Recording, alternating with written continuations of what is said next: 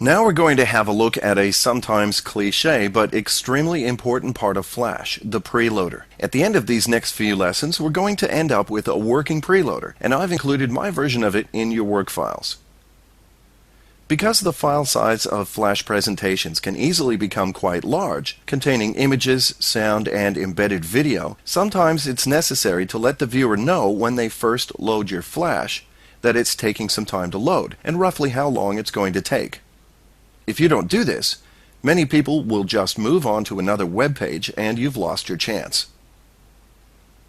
The principle of a preloader is simple. We set up a loop of sorts that constantly compares the total file size of our Flash against the amount that is currently loaded. We then convert this into a percentage value from 0 to 100 and apply that to the horizontal size, or X scale, of a rectangle. Then, if the entire movie hasn't loaded, we hold the playback and repeat the loop until it has. At that point, we drop the preloader and let the movie progress as normal. Now, there are many ways of constructing the loop that checks how much is loaded, but I personally prefer the onEnterFrame function, which we looked at before. This is simply because everything happens on a single frame and it's nice and clean to deal with.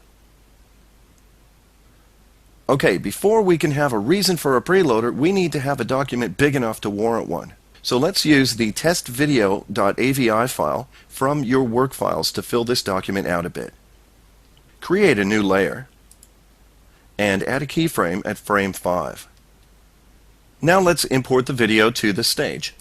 File, Import, and Import to Stage.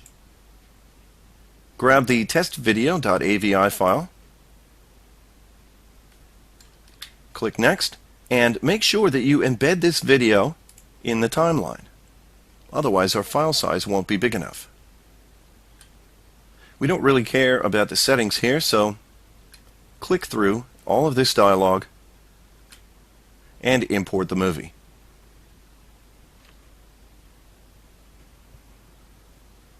Of course, if you don't want to, you don't have to use my file. Just grab anything you have laying around to make your file size larger. But you will have to make sure that whatever you bring in is not present at frame 1. Because if it is, it will defeat the whole purpose of having a preloader. The preloader has to be there before anything big has even been put on the stage. So this is why I've chosen frame 5 as my start frame for the video. Now we'll need a visual element for the preloader. For this exercise, I'm just going to use a simple bar consisting of a rectangle with a border around it. So, create a new layer, and we're going to put this at frame 1 so that the preloader is there before the video, and draw a rectangle.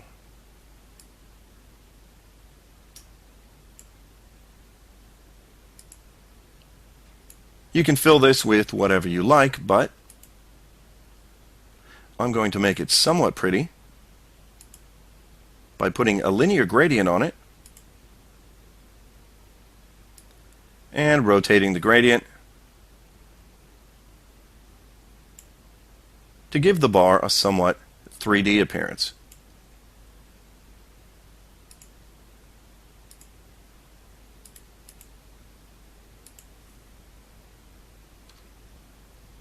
Now, let's convert this whole bar into a movie clip.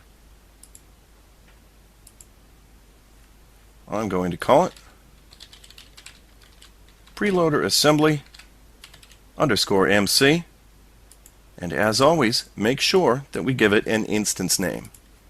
I'll call this one just Preloader. Now double click it to edit the symbol in place, and we're going to create another movie clip, but this one is going to be just the fill. So select the fill only, convert that to symbol,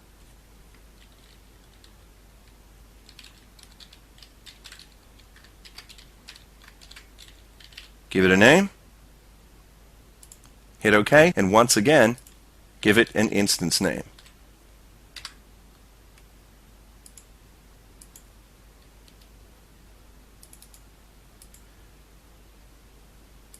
Finally, we'll just position this so it's just under the video. And we're going to continue with this preloader in the next lesson. So let's move on.